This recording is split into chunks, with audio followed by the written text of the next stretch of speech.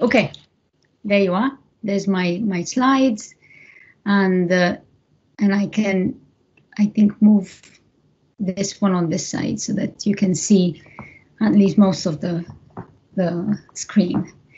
Okay, so for my second lecture, I chose to focus on an issue which is, well, basically very close to my heart, because it has, well, to a certain extent, crept up on the islands over a relatively short period of time.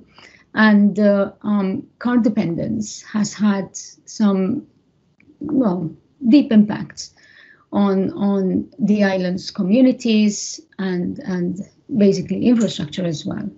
So I titled the presentation as Car Dependence and Inequality, of course, because those are the two topics I wish to discuss. But then I am, of course, focusing on Malta as a not so unique case study, because I think by the end of the presentation, you will see that, you know, there are certain perceptions sort of about islands that, you know, maybe some of them being exotic, and they don't have that many problems. But you will see that we are not so unique in this case, in the end. So before I go into the case study, I wanted to go over some concepts and key points with regards to the key concepts and topics we're discussing today. The first one is car dependence, and of course you remember that Newman and Kenworthy popularized the term in 1999, and primarily they linked it to a combination of high car use, high provision for automobiles, and scattered low density use, which leads to other modes becoming increasingly peripheral, marginal, or non-existent, until there are no real options for passenger travel other than the car. But Gorham in 2002 criticized this definition for assuming that the built environment exclusively determines behavior and fails to recognize the role of the individual. And Gorham at the time established, I think, three main understandings of car dependence. I remember reading these as part of my PhD. The first one was car dependence based on physical environment characteristics, circumstantial car dependence, and psychosocial car dependence, which to a certain extent try to expand on the concept of how car dependence develops and what are the main characteristics of car dependence. Fast forward to 2016, Mattioli, I think, brings together the various arguments and various definitions to try and understand car dependence a bit better.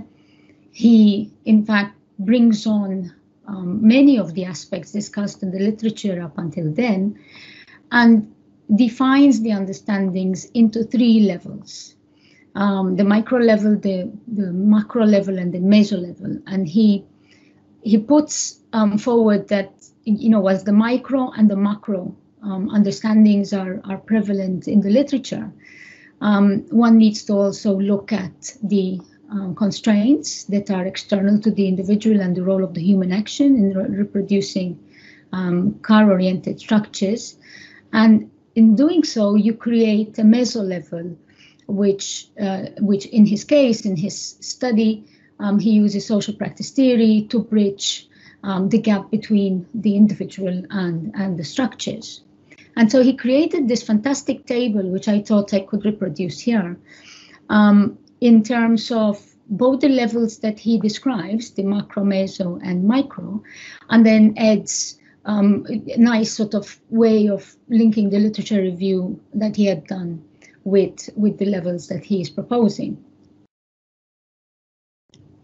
So why we need to understand dependence, I think, is important because in many instances, this is the barrier to achieving sustainable transport. We come across this many times. Politicians talk about it all the time, or because the culture, and it's difficult to change the culture. And so there are instances where understanding this difficulty of moving away from the car is understood better.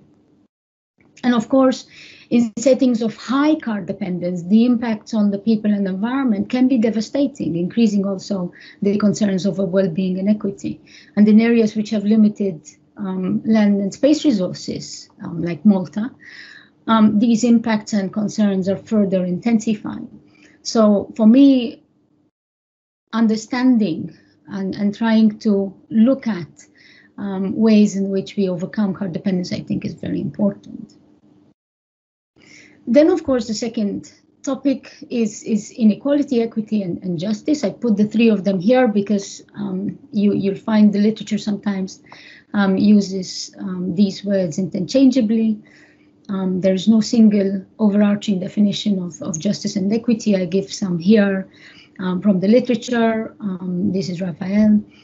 Justice can be understood as a broad model and political ideal that relates to how benefits and burdens are distributed in society, the fairness of processes and procedures of decisions and distribution, and the rights and entitlements which should be recognized and enforced.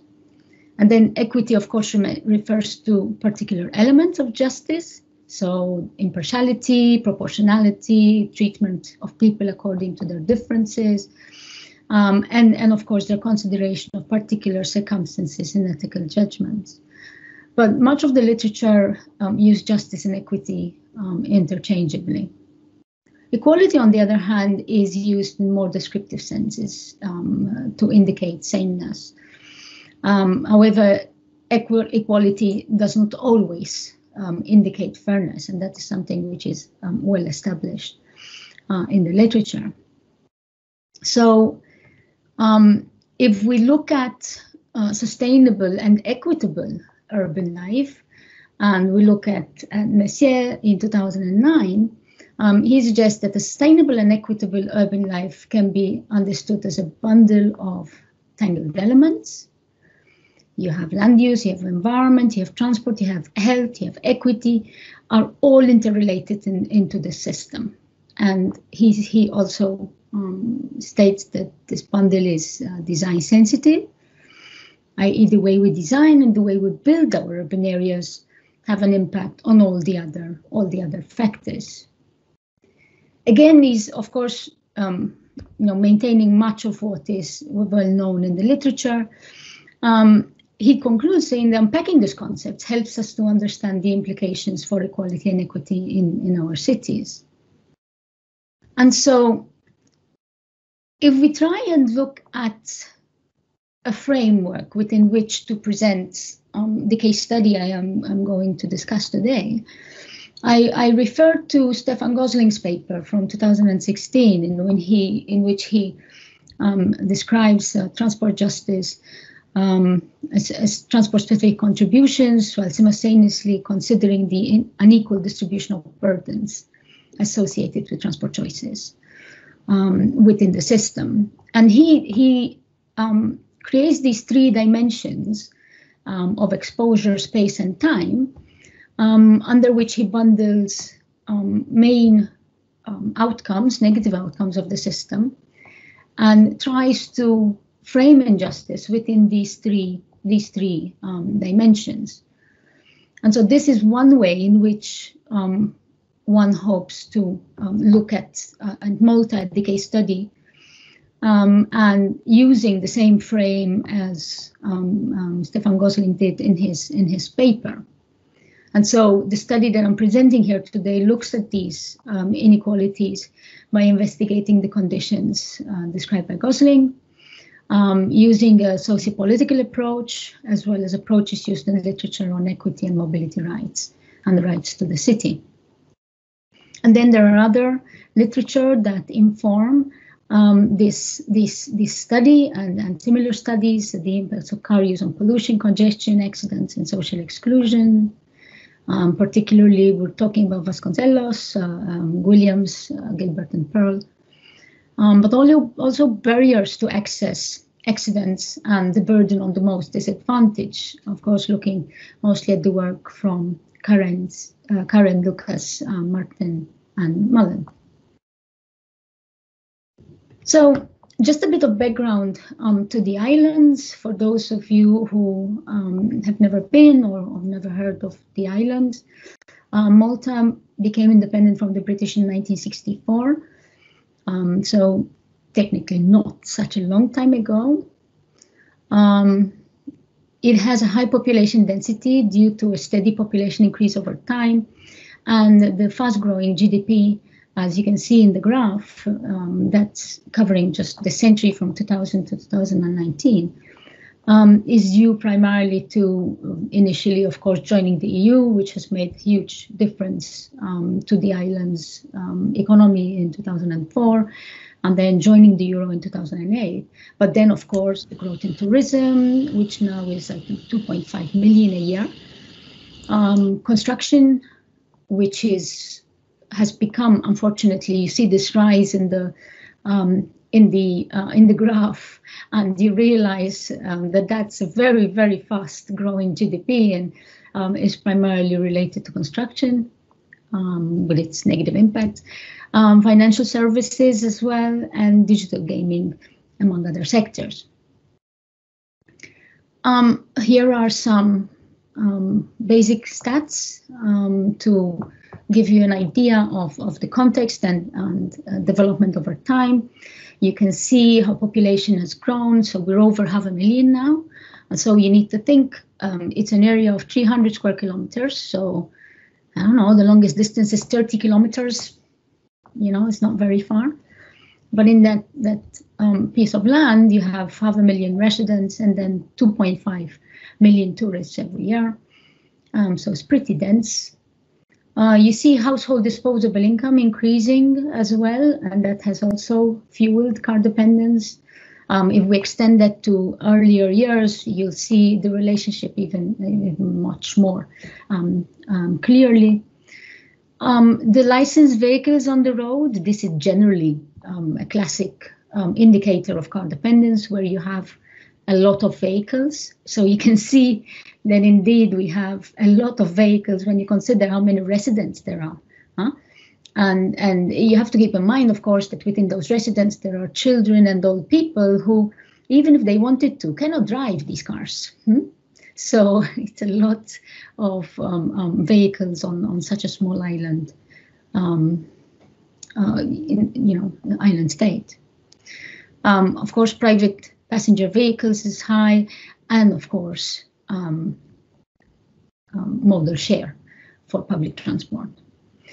Interestingly, you also have increase in public transport patronage, which is something which is not new to many European states, which, as early as the early 2000s, they started seeing increased mobility, and therefore mobility on any share, on any mode of transport.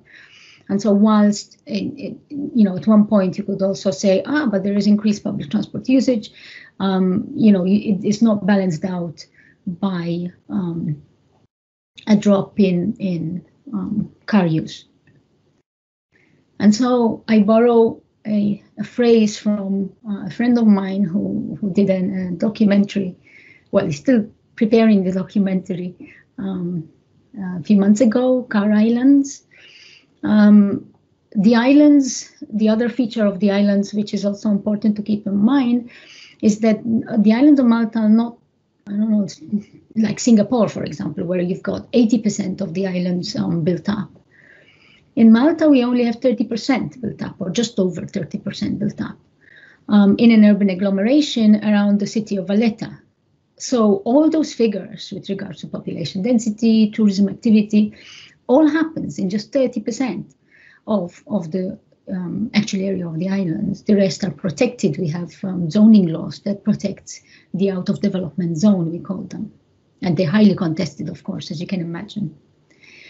But the impacts, of course, of this car dependence is also very high. A study we did in 2015 for the European Commission showed that the annual external costs are equivalent to 4% of the GDP in 2012. And we know that those have continued to increase. We also have the highest ratio of roads per square kilometers. And so we have over 2,800 kilometers of roads in such a small island, which is a lot of surfaced space.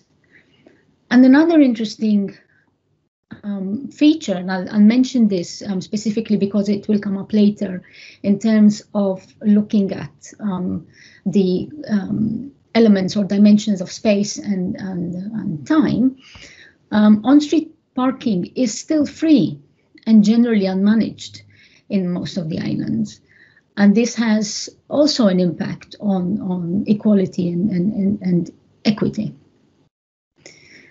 Ultimately, this car dependence is costing the island. Malta failed to meet the 2020 targets and is now likely to fail also meeting its 2030 targets in terms of emissions for climate change due to transport. So the car dependence has been growing very actively since the late 80s. These are the National Household Travel Surveys, with the exception of the last one, which was carried out in 2018 by a separate group. But you can see how the car driver sort of jumped up, and the bus passenger just dropped to a level, of course, where you're always going to have a percentage of the population that will depend on the bus, irrespective of how many people can drive. And of course, the other very important element to consider in terms of health is this drop in walking activity, which has also led to health issues related to car dependence amongst the population. If we start looking at some of the main statistics and the main indicators for car dependence, we start also looking at regional disparities in the islands. The islands have got 6 regions, and even in such a small area, you find relatively large differences between the poorest and the richest regions. You can start off by looking at use of public transport, which is highest in the Southern Harbour region, very close to Valletta, where it's also recorded as being some of the poorest areas. This is reflected again in the distribution, in the regional distribution of household car ownership. And so again, if you compare the poorest with the richest, you start seeing that the number of cars per household, where you register 1 car, is the lowest in the Western region and is the highest in the Southern Harbour region. And then you can also compare the amount of expenditure or household expenditure on transport, which are the white dots here, and then compare them to, say, for example, the percentage of population at risk of poverty on this side, which are the black dots. And whilst you'd expect sort of a completely sort of opposite graph, indeed what we see is that between the poorest and the richest, the costs of transport remain relatively high. Of course, Gozo is a bit of a different case because the island of Gozo is very, very small, and therefore costs would be anyway much, much lower. But if you had to look at the regions of Malta in the middle here, there is quite an unfair distribution in terms of expenditure, irrespective of whether you are rich or poor. And you can further see that consideration, that equity consideration in this graph, where we can see huge differences between average annual expenditure on transport goods and services for households with and without dependent children. And so you see that those that have children have to contend also higher bills, definitely depending on a car, because otherwise they will not manage. And this is, of course, your typical excuse or your typical challenge to shift to alternative modes, or because I have children, I have to chauffeur them everywhere, and so on and so forth. But that comes at a cost, and at a very high cost to households in terms of ownership and fuel, for example.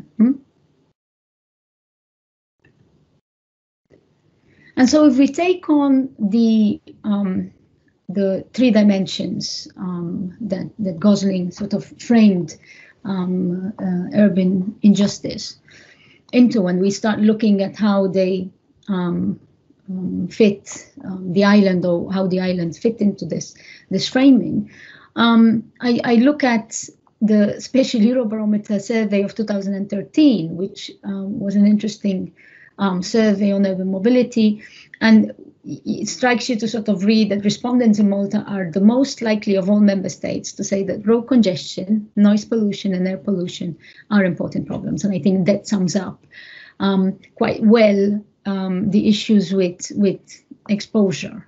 But let's look a bit at the data.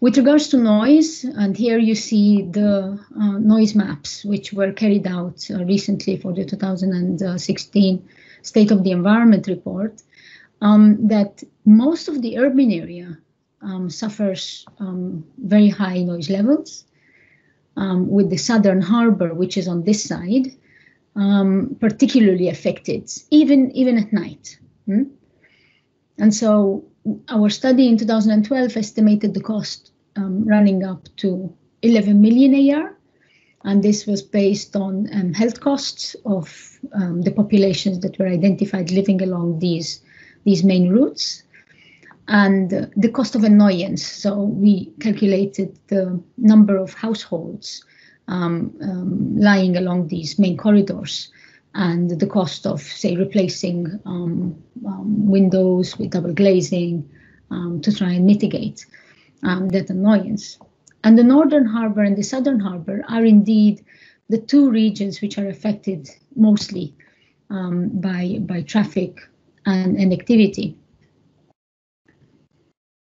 Similarly for air pollution, this is again from the State of the Environment report in 2018, we find that the levels of NO2, which of course is very much related to traffic, concentrates around the southern harbour region again, with similar patterns of diffusion around the built-up area. And then if you then live north, then the situation tends to improve further, also because of lesser density, lesser activities, and so on.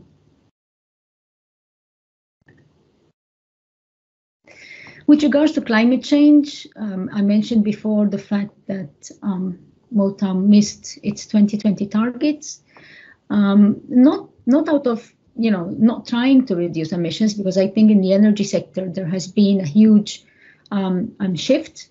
Malta switched from heavy fuel oil to gas in 2016, and that reduced emissions, total burden of emissions of the islands considerably. But of course, we know that emission targets are not taken as a global. They are always also split into sectors. And with regards to road transport, for example, when you look at CO2, I mean, Malta was allowed a 5% increase over 1990, and you can see here the percentage increase over time. Which also meant that transport has become now the largest share of the basically of the emissions that we are producing. And in the last National Energy and Climate Plan, which the Commission demanded from Malta and from all member states, Malta submits that it will also not meet its non-ETS the trading system, the European trading system, greenhouse gas emission targets, again, because of transport and increasingly energy use in buildings, because this is also linked to climate change. It's interesting that the changes in climates are also making winters colder and summers hotter. And so we are depending increasingly on air conditioning. But really and truly, when we look at climate change, the impacts of climate change on the islands, as described in the national communication to the United Nations, are indeed three for the islands. Primarily the increase in temperature, so we are looking at an increase in temperature similar to the regional mean around the Mediterranean. A change in precipitation, we are looking at less and less rain. So Malta is already what is termed as an arid country, a semi-arid country. What we're looking at is a phasing from a semi-arid country to an arid country. And that, of course, increasing challenges, particularly regarding water, water resources, as I said, buildings, and managing basically some of the necessary resources to sustain population and activities and economic activities. And then, of course, sea level rise, which is there's a global mean. There isn't a regional mean for the Mediterranean, but there certainly is a global mean where we know that sea level will affect many of the coastal areas. So one of the things that we've done a few years ago with one of my researchers was to look at the topography of the island and try and look at sea level rise as one of the major impacts of climate change on the islands, and look at the areas which would potentially be affected and how much of the transport infrastructure might be at risk. And now, of course, you're seeing a map which is a bit overemphasized because we also look at a sea level rise of 10 meters, which of course is not being envisaged anywhere, but we're certainly looking at a 1 meter rise, which is a plausible rise in the sea level. And you start looking at the main road infrastructure. Malta does not have highways. We have arterial, distributor, and rural roads. So in our case, we don't have the big infrastructures for the big roads. But of course, these are the roads that link to the second island. This is the ferry link to the other islands, and you can see it's red. We have this main link here, which is red. This is also a very fertile valley for agriculture, and of course other areas in the island. When we come close to the built-up area here, we see major impacts on tourist infrastructures. This is a waterfront, the Slima waterfront, which is a primary shopping area and primary tourist facilities, yachting. You can see here the marinas, and of course you can see the southern harbor again being negatively affected by any sea level rise. Indeed, this is where the European Union is indeed investing millions of euros to upgrade the junction that links the north to the south.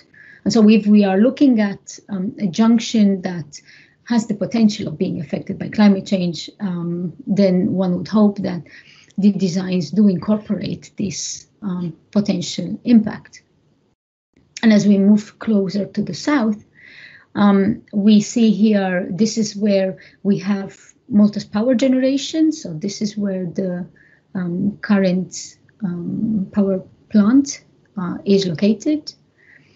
And here is where the Malta Freeport is, which is, of course, an important infrastructure, not only for Malta, but also for the whole of the Mediterranean, because this is basically, your center point in the Mediterranean for all the movements, not only in terms of the motorways of the sea, but also in terms of global trade. The other thing that we looked at is the road links affected by flash flooding. And so the one thing that was interesting in reading the impacts of climate change was that we will get less rain, that's for sure, but it will also affect the type of rain we get. And unfortunately, the incidence of extreme weather events will increase, which will mean that rather than get continuous rain, we will get more flash flooding events. And flash flooding has several impacts, as you can imagine, but one of the impacts that it has is, of course, on roads, which get really, really filled up with water quickly, making them impossible to access. And what we've done in this exercise was to look at the links which have the potential of being affected during flash flooding events. And of course, it's one thing if you have one flash flooding event a year, which used to be the case, I don't know, 10 years ago, to more and more frequent flash flooding events happening during the course of winter. And during flash flooding events, everything stops, which of course is not ideal. The other issue with exposure is road accidents and fatalities. Malta has recorded a steady increase to a certain extent of road accidents. This is 1985 to 2019. We have per capita quite a low rate of deaths.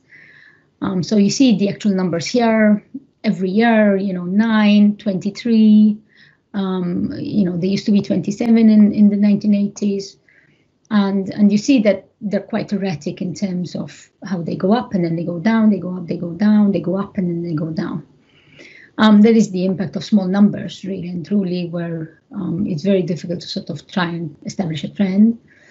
If we look at 10-year averages, I try to use 10-year average, even though this is really sometimes playing with numbers and not particularly helpful. But you get an idea how the numbers, in fact, are in terms of accidents. Now, Malta is always seen in terms of European Commission indicators as, the first country that has the least mortality on the roads. But if you change the indicator and change it from population to, say, for example, maximum speed that one can drive, or which in our case is 80, that is the maximum speed limit on the island, or distance, which of course is never more than, 6-7 kilometers. The average is indeed 6, and time. You never really spend more than 30 minutes or 40 minutes if you get stuck in congestion in a car, and you're going at 5 kilometers an hour. So if you change the indicator, then what you will find is that indeed there are quite a lot of deaths compared to other countries. But the point here, I think, is in terms of equity, is the share of injuries, particularly for those most vulnerable. And what I've done here is I've taken the accident injury data, and I've isolated the injuries, and then looked at cyclists, which have been recorded only since 2016, driver and passenger, so people in the car and people outside the car. And as you can see, the share of fatal injuries sometimes is very, very high. Sometimes it's even more than 50%. When of course, if we think of WHO claiming that more than half of fatalities are indeed pedestrians, you see that here we are actually over that. It seems, of course, that last year we had the least, which is good. But if we look at then slight and grievous injuries, we start seeing some changes here in terms of the patterns. So I think this is also something which we need to study a bit further. I think this is a good first look, but if we dig deeper, we might also find some gender differences, some age differences that might also explain and define some of the equity issues around that. So when I took the regional differences, for example, for 2015, the pedestrians here are marked in red. You see that in some regions, in actual fact, 100% of the fatalities were indeed pedestrians in two localities, actually, in two regions, sorry. So, if we dig deeper into the data, we might indeed find even more cause for concern with regards to exposure, the exposure dimension. The second dimension in the Gosling paper is the concern with space, and so the distribution of space and access, and then look at the infrastructure. And so again, here we look at the Eurobarometer survey, and people were asked, when traveling within cities, how often do you encounter problems that limit your access to activities, goods, or services? And Malta lies at the top. It registers the highest amount of people encountering problems within their cities. So you can compare it to Belgium, you can compare it to Finland, which is of course very telling in terms of access and in terms of space. I won't take much time on this because this will be the main theme of my final lecture, but I think this is where you get the most appreciation of urban space distribution, or the problems with urban space distribution. This indeed is a bus interchange, and it doesn't have any buses at the moment, but you can see that the share of much of the space is indeed taken up by cars. And that means that there is no way of accessing this bus interchange or bus stop except crossing in between traffic as traffic navigates into parking spaces and so on. And so looking at this on a larger scale, and this is some of the work we've been doing, and in some other localities, we start seeing the unequal distribution of space between those that are in the car, those that use public transport, and of course those that are pedestrians, which indeed are one and the same sometimes. But I think the most worrying of things, and here I rely on maybe some of you who've visited the islands and will recall this particular location. This is a square in Mdina, which is our silent city. It's a beautiful walled city in the center of the island. It was the first capital city, and today it's a historical monument, really and truly, to walled cities everywhere, but also in Malta, and it's very well kept and repaved, as you can see here. But increasingly, we start seeing the intrusion of cars where there were never cars, because there was a law that protected Mdina from cars actually being inside the city. And photos like this do tend to hurt a bit inside, because once you sort of expect this on the road somehow, but you don't expect it in cultural spaces where you're there to visit, to see, to appreciate, rather than to navigate around parked cars. And then, of course, the infrastructure provision, or the lack of it. So this is again a view of Valletta. Valletta is a World Heritage Site due to it being a fortified city built in 1565 by the Knights, and it still has some of the old paving, as you can see here, but it's also the only place in the island where illegal parking is made legal by painting boxes and allowing cars to park on the pavement, which, as you can see, then causes problems for people who want to walk. They have to walk with traffic. People that want to exit from their houses or deliver into their shops, and so on and so forth. And so there are lots of issues, and these are, unsightly pavements or whatever they are, where the infrastructure provision is lacking, and therefore those that are outside the car once again struggle and suffer to navigate the space which they should by right have access to. And then there are, in the past 2 years, there have been these token projects for pedestrians, whose aim have always been primarily to remove surface crossing and improving traffic flow, but they are portrayed and photographed and designed in sort of fantastical ways to look really fancy infrastructures to accommodate pedestrians and cyclists. But of course, if the difference is that you would be able to cross in a straight line, taking you a few seconds, now you have to go up these ramps, cross, go down. Okay, you can use the lift if it works, or if it fits. We've also had issues with lifts that do not hold bicycles, for example, in some of them. So again, it's sending out the wrong messages with regards to equity and the treatment of people in the same manner when it comes to those inside the car and those outside the car. And so the right to the road becomes an issue. This is a photo taken from the newspapers, in actual fact, and it shows a group of school children being told by their teacher to cross quickly the road, a road with 3 lanes, as you can see, which in Malta is a main road.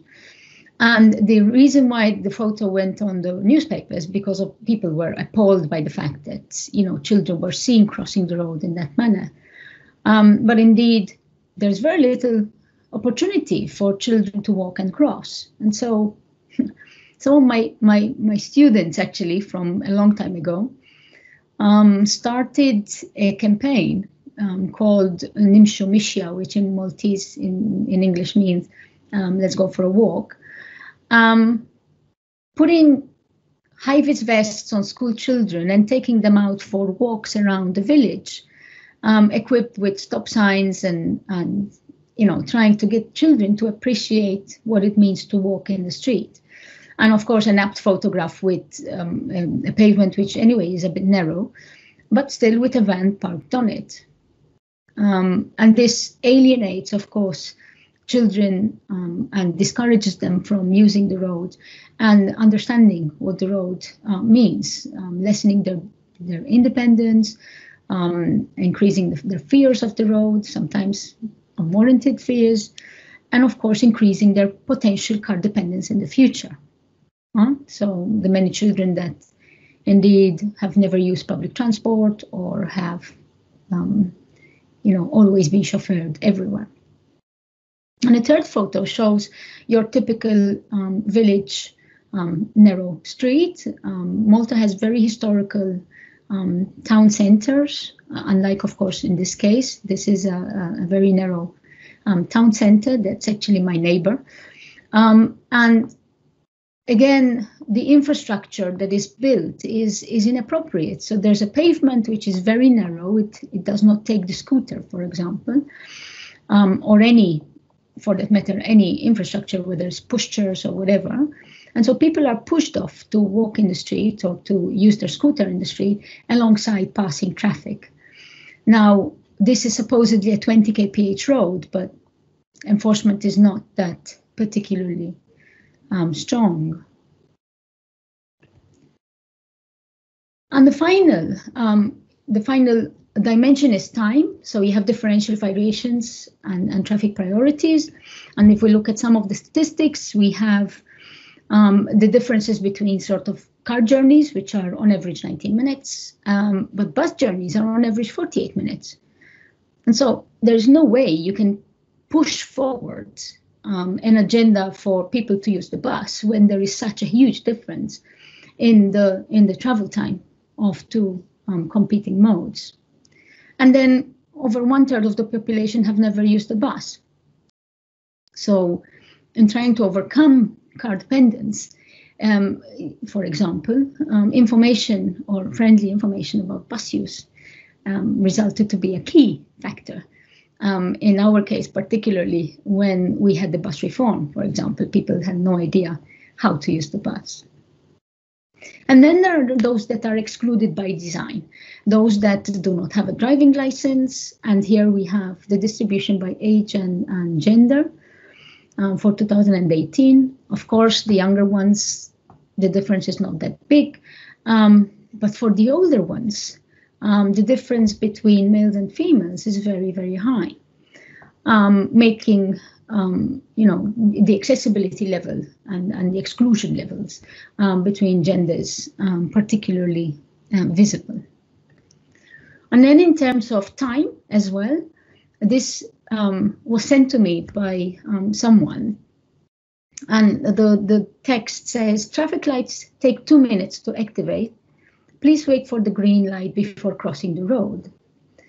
And so the notice is indeed not a notice to advise the pedestrian that he has to wait an additional 2 minutes to exercise his right to cross the road, because I think that would be offensive. But it's really for them not to cross the road before the green light, so that then traffic does not have to stop twice or have to stop again when it turns green and no one is crossing. And it is this kind of message, is this kind of discourse, this kind of infrastructure that causes time differentiations between those that are in the car that have to go always fast and speed is an issue, that they're always going quickly, whilst those that are walking can wait and can wait for an extra 2 minutes. And this we've showed also in some of the work which we are doing locally with Walking Malta. It's a campaign to try and get people to walk, and we looked at walking distances, but also in terms of the infrastructure, straight line is not always possible, of course. This is the university campus, and you can see that whilst it is in the middle of the urban area here, there are varying differences in terms of